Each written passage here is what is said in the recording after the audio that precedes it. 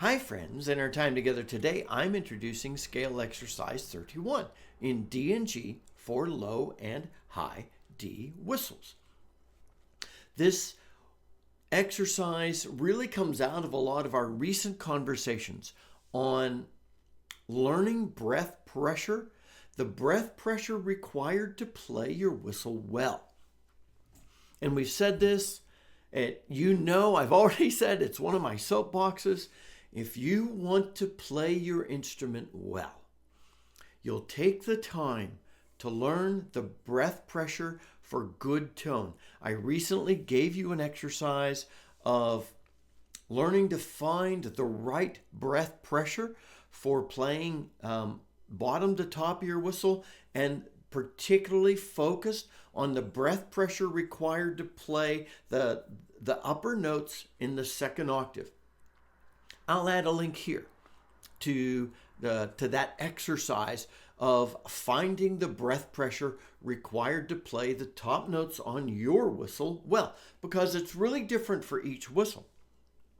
I played through quite a few of my low D whistles earlier this morning, and I was just wanting to test and see the different breath pressure requirements to play up into that second octave. And it's fascinating to me, that difference.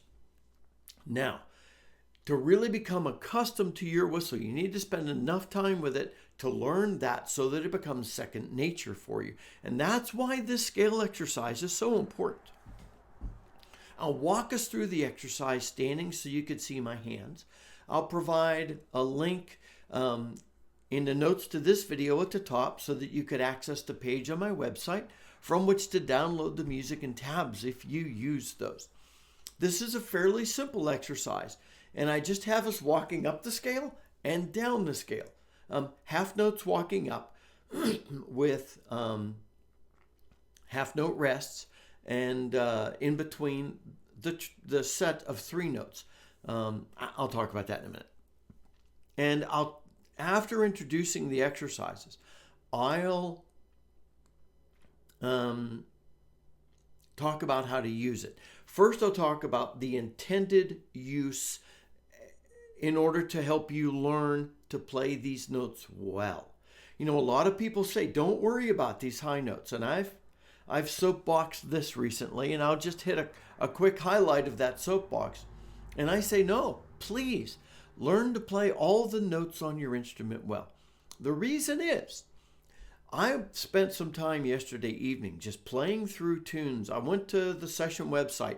I went to the most popular tunes, and I started at the top, even if it's a tune I knew, and I played through quite a few of them, even ones I didn't know, trying to learn. And many of them asked me to play up to the second octave B. So, learn to play these notes well. So anyway, we'll talk about using the exercise. So the exercise is basically, and I'll walk you through it in a minute. On the way up the scale, it's 3 half notes.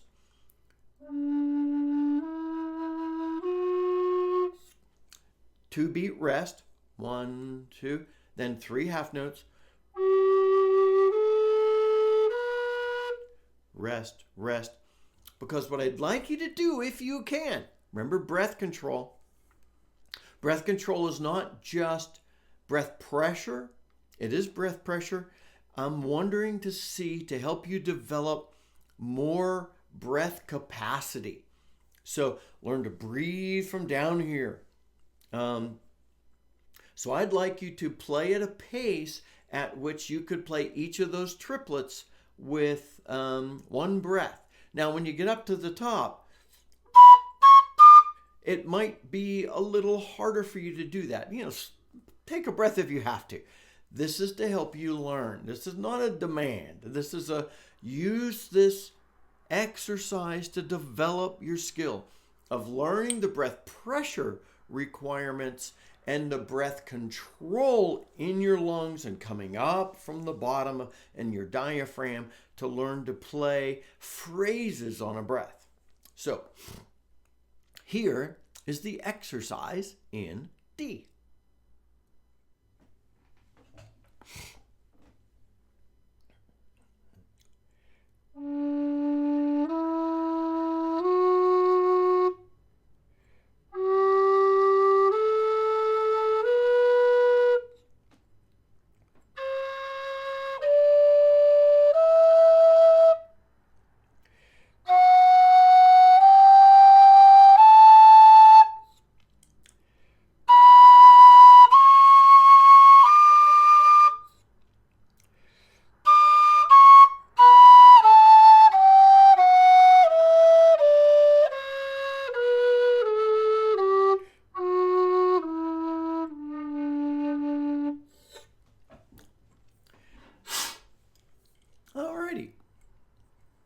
So that's the exercise in D. A couple of little hints. Some people ask about stabilizing their whistle. One of the reasons I do the full piper's grip, apart from the fact that I have very thin fingers, is that it enables me to, like when I'm playing upper notes, notice I'm using my little finger to stabilize it. I find that helps me. So if it's a bit of a challenge to play this bottom to top of the scale, some people, and I've made this recommendation before, and I'll do it, when you're getting to the top, you can do an ornament into the note, tongue it, slide into it, like, just hit that with a really light tongue, right behind your teeth. Or you could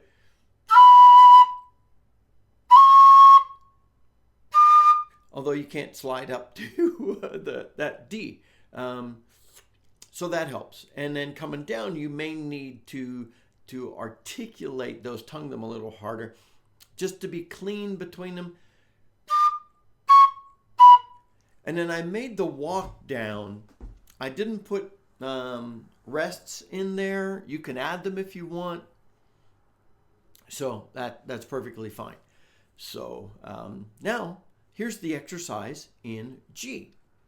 And I'm taking us all the way up to the D, because when you get to, you're in the key of G, that's one sharp. So that means you're playing a C natural.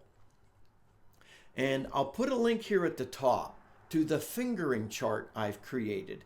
And the primary way to play the second octave C natural, like a lot of people in the first octave C natural, maybe the second and third holes, and I've got a bunch of options for you there. The primary way to play the C natural in the second octave is to half hole the top hole. So you could do it like, just pick your finger part way off, or just move your finger down a little bit, whatever's best for you. So here's the exercise in G.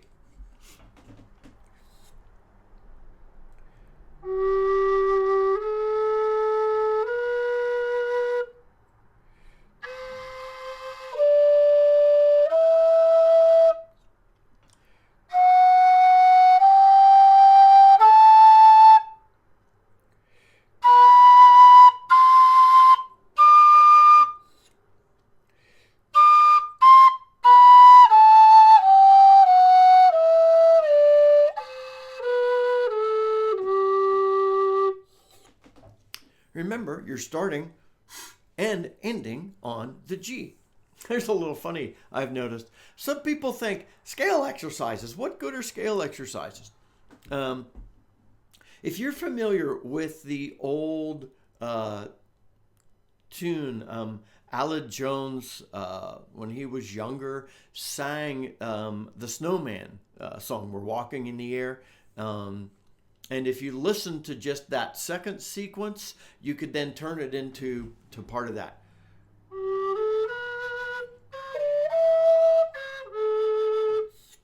So if you're familiar with that, anyway, I just found that funny.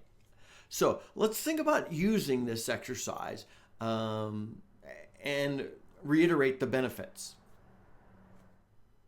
So remember, the purpose of this exercise is to play each note well.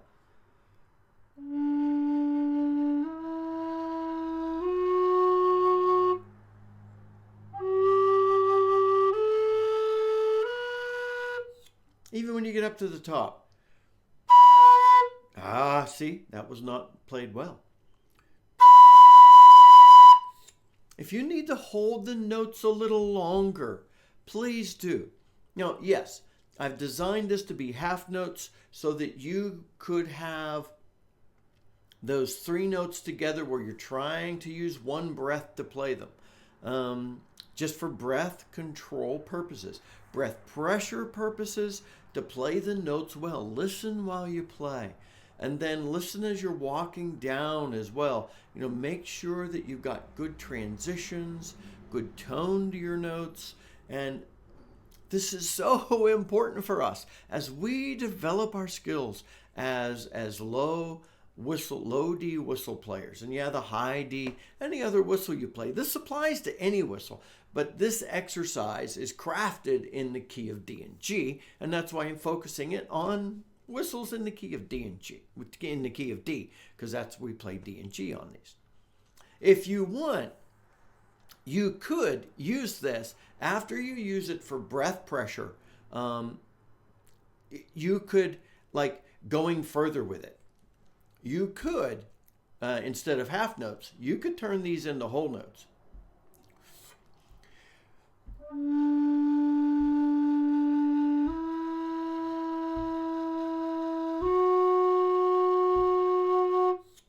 Take a 4-beat rest.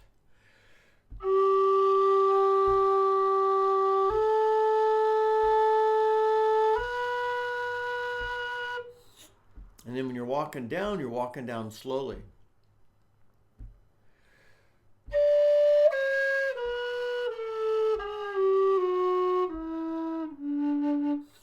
You'll notice how I had to adjust my fingering there because I had missed the A a little bit. You can just slide it in, keep going. Anyway, so that's the intent. And if you want another expression, this one really, you could just pick up the pace and do it, but I've done other exercises similarly crafted for pace, but this one's breath control and breath pressure, bottom to the top of the whistle, because we need to learn to play those notes. So you can actually add some ornaments in too.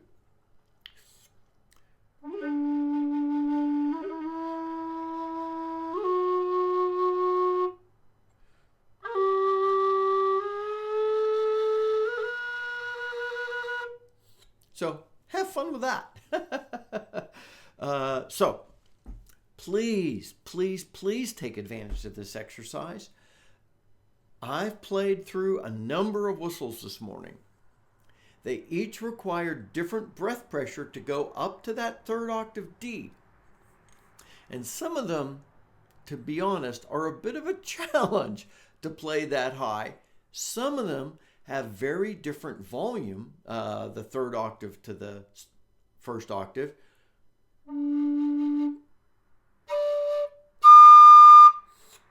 The chieftain, both iterations, the custom and V5, are actually a couple of the easiest. I found the carbony to be easy. The carry D, the opto not as much. I'm talking consistency of volume. My Howard's getting a little more breath pressure required. So anyway, great. Please use this exercise. Share it with friends. What are some of your thoughts? And ask questions or share thoughts on how you're doing with breath pressure and breath control. And any questions you have, any exercises that would be helpful, anything that you need addressed, the comments in there. I'll try and craft a video, and if I don't know, I'll point you to somebody else. If this has been helpful, please like the video. If you're new here, please subscribe. We'd love to have you in the community. We're a good, active community, helping each other grow in playing focused on the low D whistle, also playing the high D, and we'll throw in some others later. Until next time, this is Scott Shade. Happy whistling, my friends.